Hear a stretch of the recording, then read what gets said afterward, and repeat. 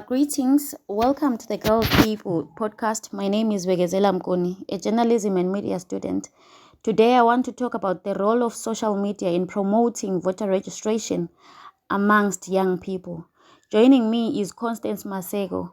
Greetings, Constance. May you introduce yourself? Hi, and hi, everyone who's listening through this podcast.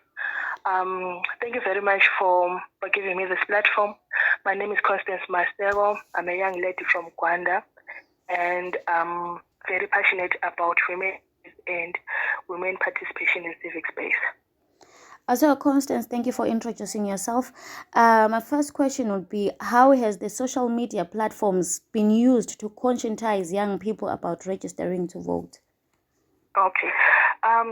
So to begin with, social media is a very good platform for engaging young people because that's where you find the youth, be it youth in towns and young people even in rural communities. Why? Because now there is network. Young people in rural communities can also be found on WhatsApp, though there is a limitation in terms of the cost on accessing data. But anyhow, in terms of what you just asked me, the social media has been used greatly to engage young people for participation in electoral processes through disseminating information. We have been seeing a lot of voter registration campaigns on social media in different social media platforms, be it Twitter, Facebook, Instagram, TikTok. So where you find information about the voter registration center, especially the recent 12 to 26 voter registration dates, you could find information on where one can go to register through the voter registration digital campaigns that have been ongoing. And also there have been voter education that was also conducted through social media platforms. We talk of Twitter Space Dialogues, we talk of Facebook Live, we talk of Instagram Live. So different civic societies have been using the social media to engage young people for youth participation in electoral processes. So, which platforms do you feel young people engage the most with about voter registration education? Okay, so with platforms, it's the platform that's more creative and more cagey. We can talk of TikTok, we can talk of Telegram, but now there's also an aspect of cost. There's also an aspect of data because data is expensive in Zimbabwe. We can't run away of that. So most young people use Facebook because you realize in a post, a post that will have more views, more likes, more shares is a post on Facebook. But a post that has more engagement, especially on democracy and governance issues, is a post on Twitter because on Twitter the engagement is not only on views and likes, but there are also comments. People comment, people get to speak more on Twitter than on Facebook. So it's also different on target groups in line with the community where one would be engaging for voter education. But I would say Facebook and Twitter in terms of awareness building work better. A lot has been done, Constance, to conscientize young people about civic education, the importance of registering to vote. We've gone as far as using social media. Like you said, young people are on social media these days. But what do you think we are doing wrong? Because if voter turnout amongst young people remains low despite everything that has been done. Okay, so if we talk about elections, we are not talking about a one-day process. We are talking about electing leaders who will justify, who will create pro-youth policies and facilitate implementing of policies. So now, where we are going wrong is we are engaging young people to register to vote, to participate in the actual voting process, but we are not engaging young people with the candidates. We are not engaging young people with the community leaders. So for me, this thing shouldn't be an election period thing where the election period is what everyone is looking toward the elections and then encourage people to register to vote. No, that's not how it's supposed to be. Young people, communities, residents should be engaged with their leaders. They have a manifesto, they share development plans, they engage each other through everything that has to do with community development, so that when it comes the election period, when it comes the period to elect, you evaluate the previous leader and also come up with a manifesto, a strategy, how you will engage a person who will represent your issues in a better way. So for me, it's not about only young people being engaged, being encouraged to register to vote, but we should also give platforms for young people to engage with their leaders, because beyond registering to vote, we want these young people to also vote. So whom are they going to vote for if we are not giving them a platform with their leaders to make decisions and choices that suit their interests? If I got that right, Constance is actually saying we should make sure that young people engage with their leaders before being voted in, so that they make informed decisions, so that we know who is worthy being voted for. Thank you, Constance. I work with young people in marginalized areas, and we are here talking about social media. There are young people where there is no network at all, even for calls, WhatsApp. There are young people who are not able to engage with their political leaders via Twitter. But on that, what's your comment on that? How can we make sure that we use social media to reach out to everyone? Or what should we do to reach out to those young people who are saying, Tina, we don't have data, baby. Tina, asila network lapha esikhona, so okunye asikwazi ukuthi kuqakatheke ngani ukuthi siregister ukuvota, because unlike you, we are not able to get this information kubo Twitter. Asikwazi ukugoogle, talk of digital literacy. I'm happy we are in March lapha kade sikhuluma khona nge-innovation and technology for gender equality. So what can we do to make sure that we reach out to everyone? Because not everyone has the privilege to access to information the same way we do Tina kuma urban areas. Yeah, this is a tricky one.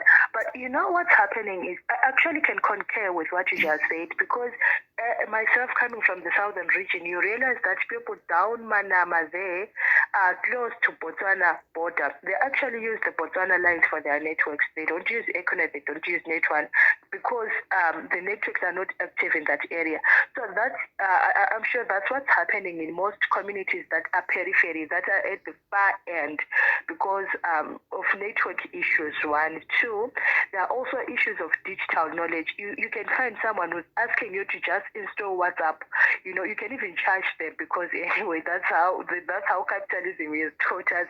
You invoice any service that you give anyone. So you realize that even just to install a WhatsApp, or something that you can go on your Play Store, download and install, somebody can't even do that. They cannot just to send, even they don't even type on their messages. They have to use voice notes because of literacy. So digital literacy is also another thing that's affecting young people, especially in rural communities. We can't run away from the fact that rural electrification is also another thing that's affecting that, because somebody might have a gadget but not have the power to charge the gadget up and keep it on, and with that, they only use their gadgets for phone calls on important things. They are calling their relatives on diaspora, updating them what's happening with their livelihoods that they're keeping in the rural communities. So it's a very difficult issue to address through social media, because that would mean digital literacy trainings for them to learn and understand how to use digital platforms, and also identifying networks that are available in their communities and provide maybe data for them in that way. So that's another way you could consider. But also physical activities would work better, because young people, we can't put young people in a homogeneous group. Young people are diverse. Young people use different ways to learn, to engage. So we can't engage everyone through social media. For some, physical activities can do. Thank you, Constance. So, Constance, yes, social media works, but let's not just dwell on using social media, because not everyone has access to social media. Akhona physical activities that we can do to reach out to young people. Constance.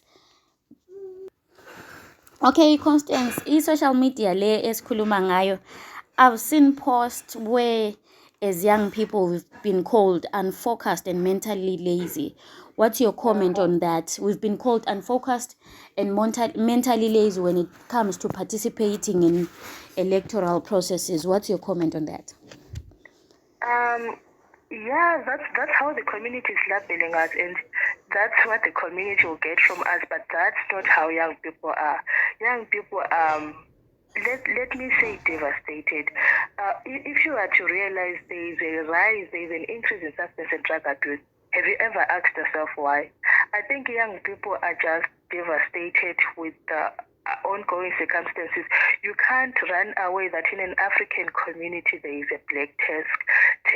If you are done with your career, with your studies, remember your family has supported that. But then you fail to provide back to your family because of limited access to job opportunities or other business adventures that you can pursue. You can only afford your personal upkeep. You can't give back to your family the black tax. So it's one thing that's difficult. And in all these other issues that may be going on, public consultations, elections, things, it's not that we are not interested, but we don't have time to engage ourselves in. We have time to hustle because at the end of the day, I have to bring food on my table. So it's one thing that's also limiting youth participation in civic processes. And if you are to realize, you even in the civic space, you can't engage a young person when there is no transport reimbursement involved, where there is something that I will get food back on my table. And not to talk about this recent gold mafia thing. It's one of the things that will be demotivating young people to say, people up there, they are getting resources, but we down there, we are struggling. So it's, for the lack of better word, it's just, survival of the fitness. I can only be active where I will get something that will put food on my table. Thank you, Constance. Thank you. That was rich. My last question will be, a lot has been done to get young people to register to vote. We've gone as far as engaging them on social media, but basadonsa inyawo. What do you think should be done? You've said that it's because abantu abatsha, we are devastated. We are trying to hustle ukuthi sithi put food on the table.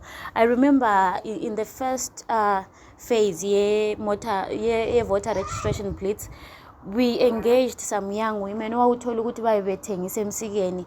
You try and educate them about the importance of registering to vote. Akutshela ukuthi why should I go and register to vote ngishiya umsika wami okuyiwe emphila ngawo.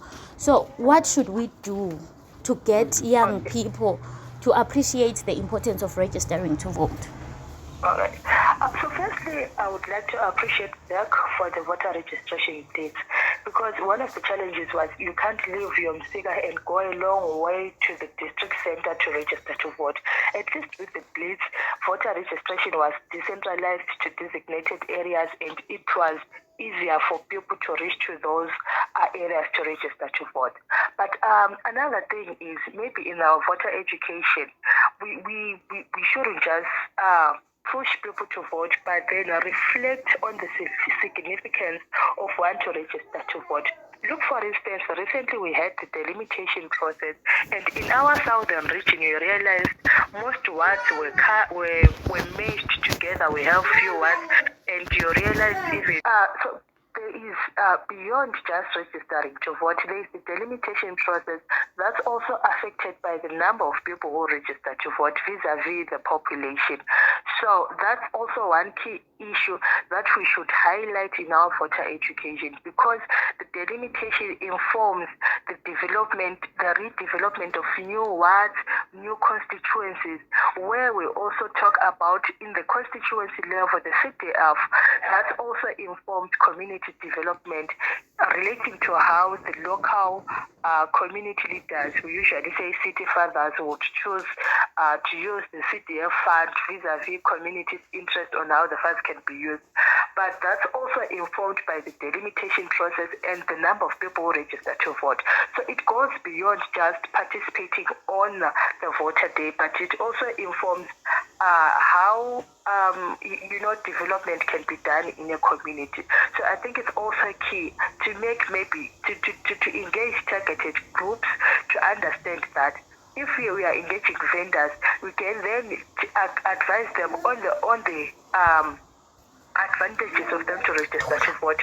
We can say a constituency can be formed from where you can then lobby for vans, stalls, where they can maybe sell their products in a more better shelter, and that's even more close to their customers. So it's just an atmosphere for them to advocate and lobby for what they need as vendors. And if we're engaging maybe young people in entertainment, they can also have their issues that they might need addressed or need recognized. They can use this election period to also lobby and advocate for their issues. So you just target group in that different areas and then share information that relates to them. That will also encourage or put them as zeal to then participate in these processes. Thank you so much, Constance. I hope our listeners gained something from what you've said. Constance told us what should be done to get young people to register to vote. I thought today, instead of listening to older people calling us lazy, I thought, how about we engage a young person who knows the situation, who's worked with young people, who understands what young people want. Thank you so much, Constance, for engaging with us on the importance of registering to vote, how social media has been used to engage young people. Thank you so much, Constance. You're welcome. Yeah. Thank you. That was me and Constance talking about the role of social media in promoting voter registration. Thank you. See you next time.